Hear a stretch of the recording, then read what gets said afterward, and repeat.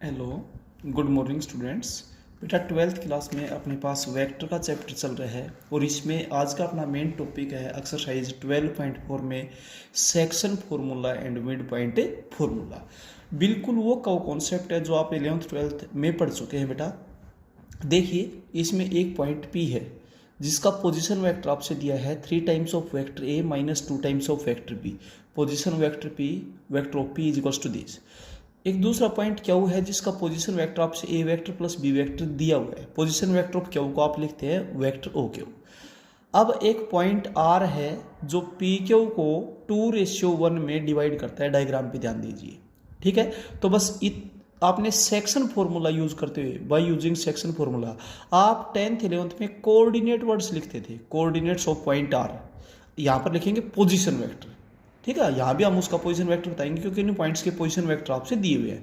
Position vector of the point R which divides the join of P Q in ratio 2:1। यहाँ पर ऐसा लिखा है इंटरनली। जब इंटरनल डिवीजन होती है तो देखिए तो क्रॉस मल्टीप्लाई होता है।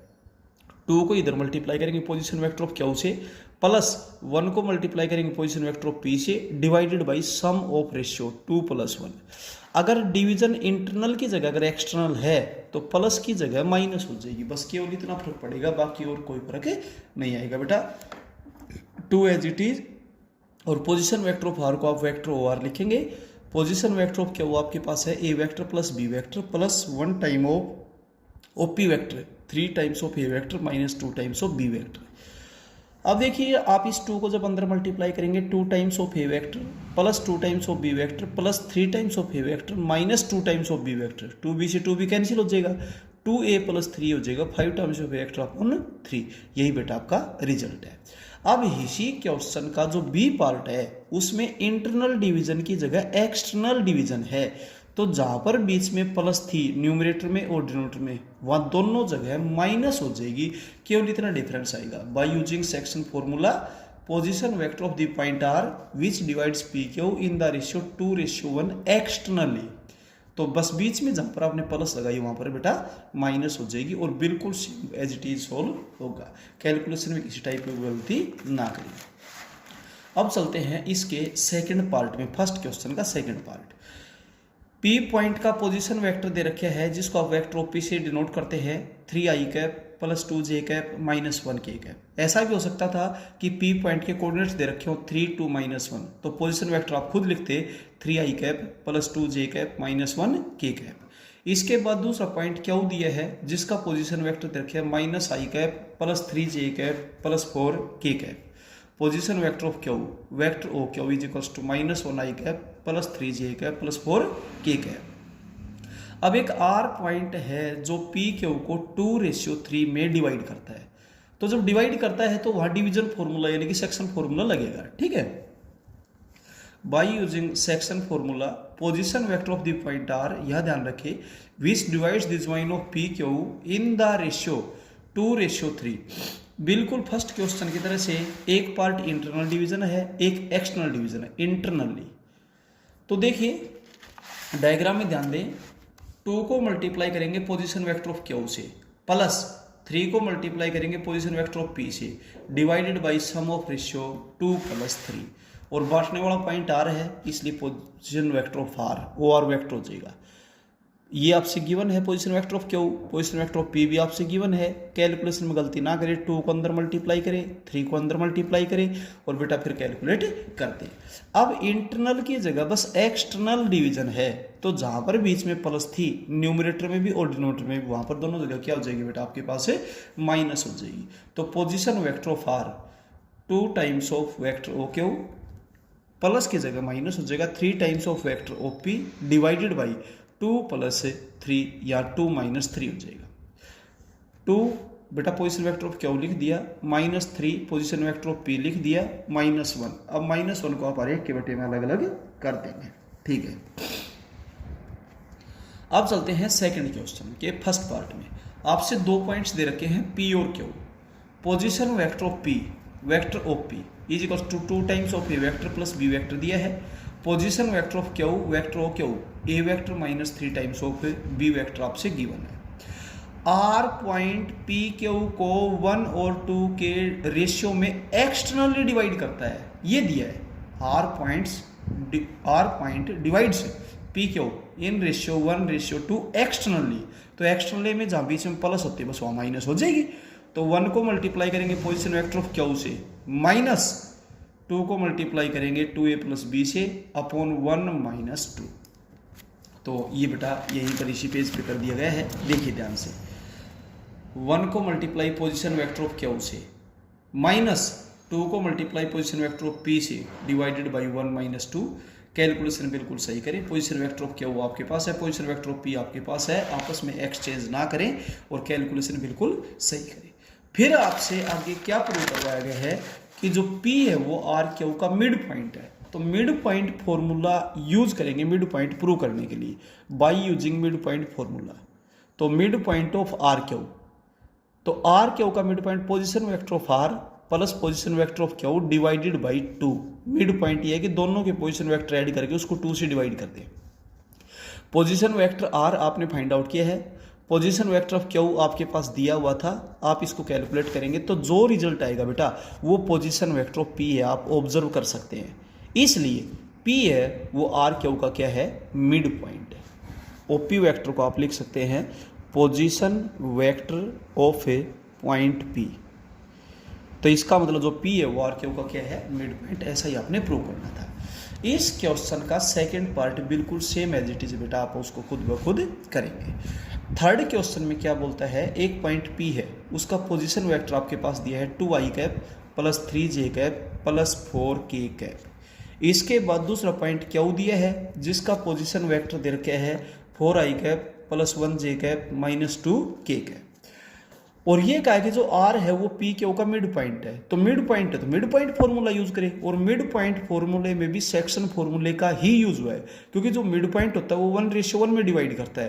तो 1 को इधर मल्टीप्लाई करें वही रहेगा, 1 को इधर करें वही रहेगा, अपॉन सम ऑफ रेशियो 1 + 1 2। तो बिल्कुल वही आएगी, position vector of P plus position vector of Q divided by 2।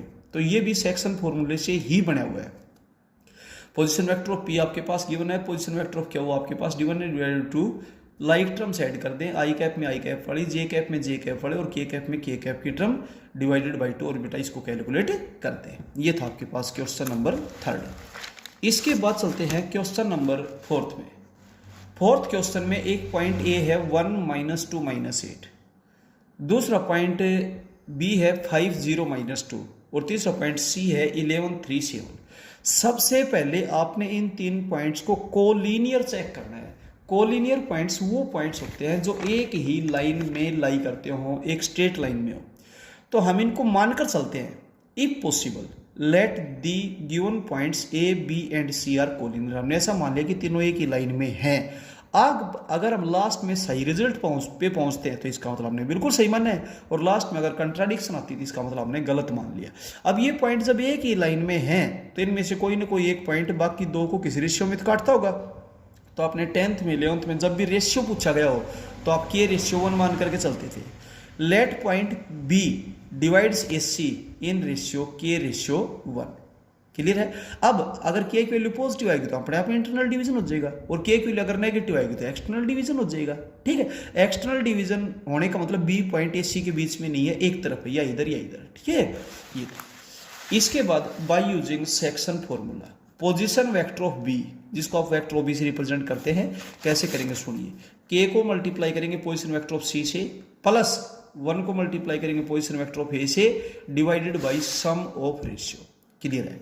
अब बी पॉइंट के जो कोऑर्डिनेट्स थे 5 0 - 2, वहां से बी का पोजीशन वेक्टर बता दिया। सी पॉइंट के जो कोऑर्डिनेट्स थे 11 3 7, वहां से सी का पोजीशन वेक्टर बता दिया, 11 i cap + 3j cap + 7 k cap.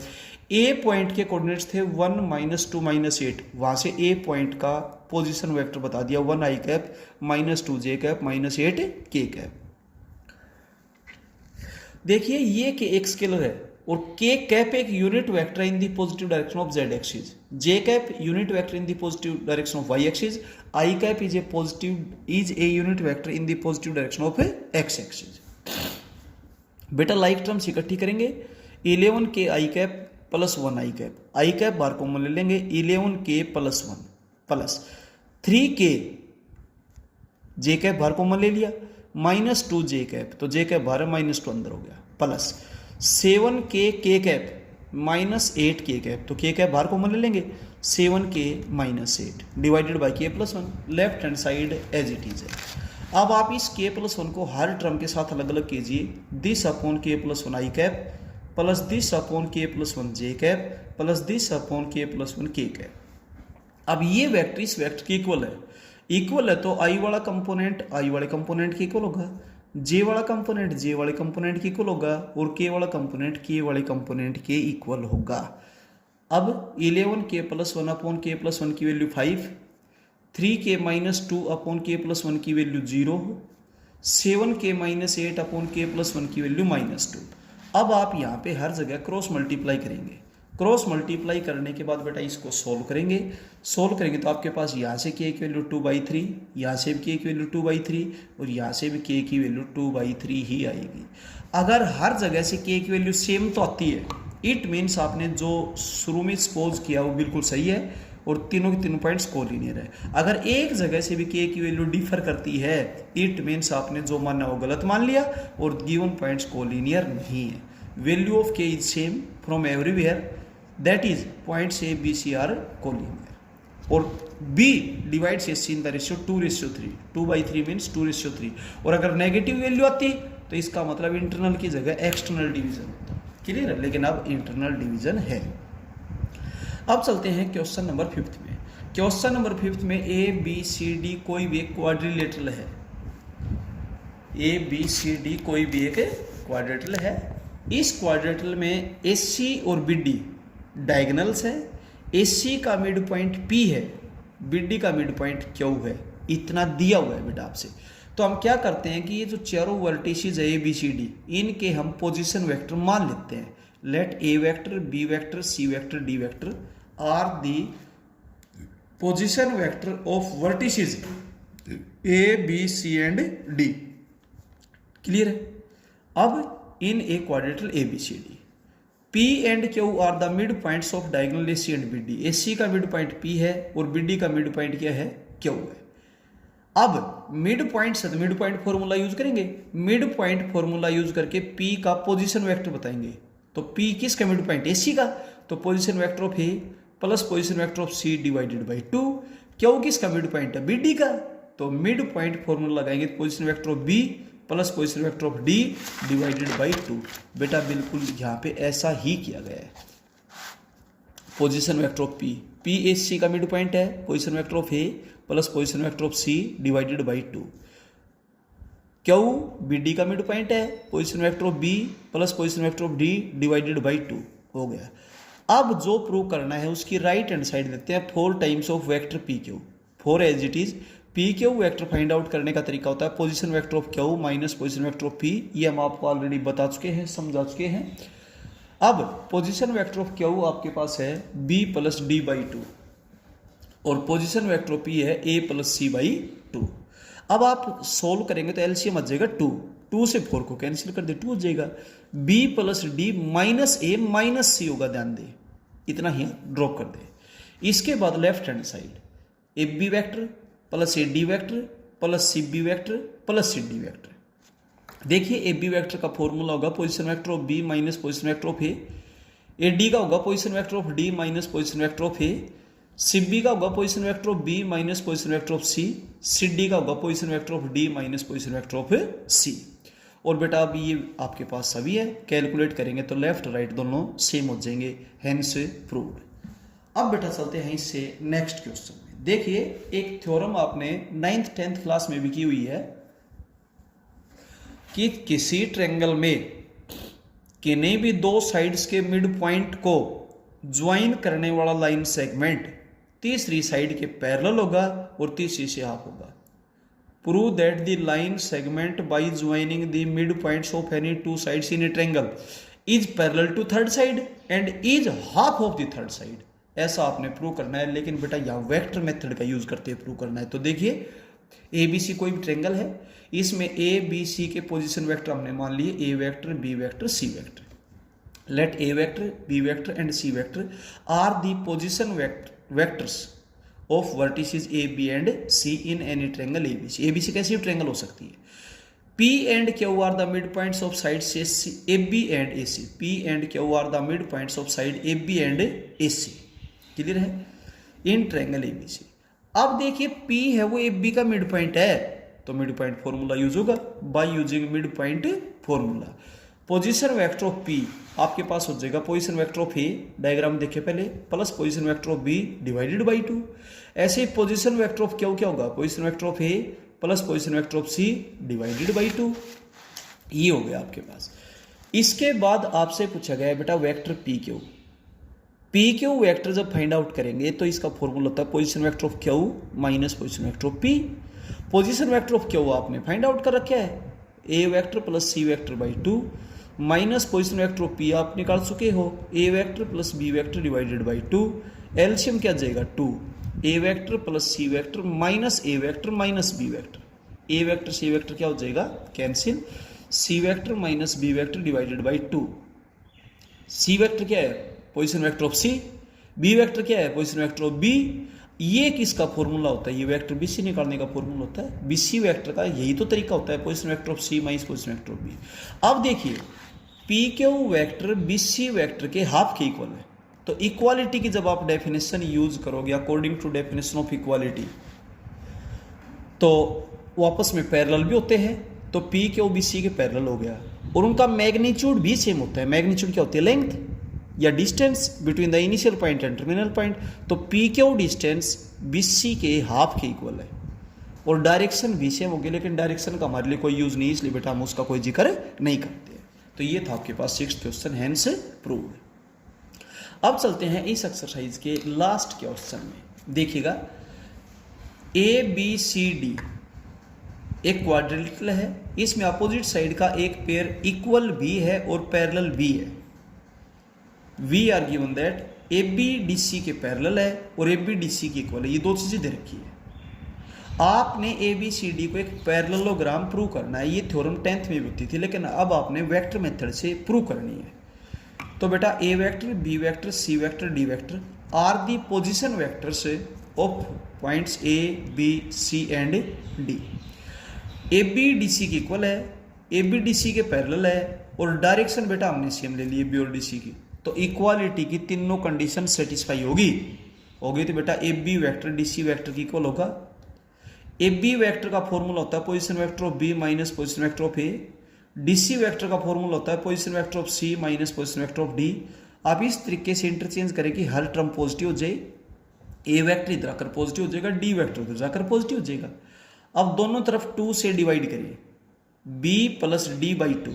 B plus D by 2 क्या होता है? BD के मिड पॉइंट का position vector of the mid point of diagonal BD। अब A प्लस C बाई 2 क्या होता है? AC के मिड पॉइंट का position vector of mid point of AC। और ये दोनों इक्वल है, इक्वल मीन सेम है। अब दो AC और BD डायगोनल है और इनका मिड पॉइंट सेम है, इट मीन्स दोनों डायगोनल बाइसेक्ट करते हैं। और ये भी एक थ्योरम होती है बेटा, जब किसी क्वाड्रिलेटरल के दोनों डायगोनल्स बाइसेक्ट करें, it means that is a parallelogram, hence proved. ये बेटा प्रूव हो जाता है। इस तरीके से ये सभी क्वेश्चंस होते हैं बेटा। अपनी फेयर नोटबुक अपडेट कीजिएगा। किसी भी क्वेश्चन में कोई भी प्रॉब्लम अगर आपके सामने आती है तो बेटा फोनिकली पूछिएगा, व्हाट्सएप पे पूछिएगा या जूम मीटिंग में पूछिएगा। लेकिन बेटा काम को बहुत अवेयर होकर के कीजिए, बहुत अच्छे से कीजिए, रिजल्ट्स को समझिए। इस एक्सरसाइज के मेन कॉन्सेप्ट्स दो हैं। एक तो आपके पास है सेक्शन फॉर्मूला। सेक्शन फॉर्मूले में बेटा क्रॉस मल्टीप्लाई होता है, जैसे A/B है, ठीक है। तो इस एक्सरसाइज के मेन कॉन्सेप्ट दो हैं, एक सेक्शन फॉर्मूला और एक है मिड पॉइंट फॉर्मूला। तो एक रिजल्ट तो बेटा आपके पास है सेक्शन फॉर्मूला,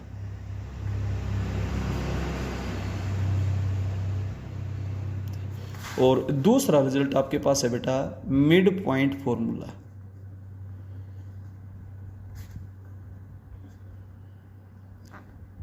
क्लियर है? ये दोनों रिजल्ट्स यूज हुए हैं। दोनों रिजल्ट्स आप 9th 10th 11th क्लास में पढ़ चुके हो। बस वहां पर कोऑर्डिनेट वर्ड लिखते थे, यहाँ पोजीशन वेक्टर वर्ड लिखा जाता है। क्लियर हो गया? कैलकुलेशन में गलती ना करिए। दोनों रिजल्ट्स आपको बता दिए गए हैं। हर क्वेश्चन का हर पार्ट बेटा आपको करवा दिया गया है। फिर भी किसी टाइप की कोई प्रॉब्लम अगर आपके सामने आती है तो बेटा आप डिस्कस कर सकते हैं। Okay, thank you.